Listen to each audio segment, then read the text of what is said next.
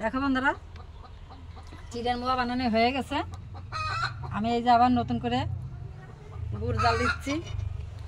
এখন আবার তারা মুড়ির মোয়া বানাবো। অনেকদিন ধরে ঘরে গুড়টা পড়েছিল, তা ভাবলাম কী করবো, এইটা বানাই ফেলি 2 রকমের মোয়া। এই যে গুড়টা হয়ে গেছে দেখতে পাচ্ছ। এখন দিয়ে দেবো মুড়ি কটা।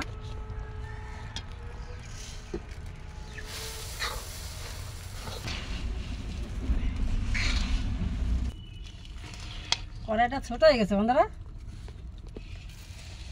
একটু বড় করার দরকার ছিল।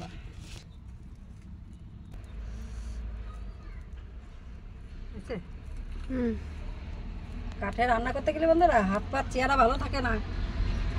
এমনি তো কালো মানুষ, আরো কালো হয়ে যায়।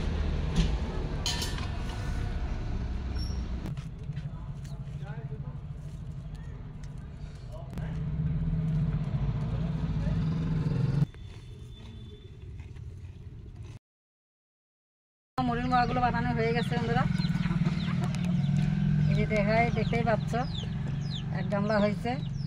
আর এই কটা ঝুরঝুরো হয়ে গেছে, এই কটা ভালো না, এই কটা এমনি খাইয়ে নেবে যদি ভালো লাগে।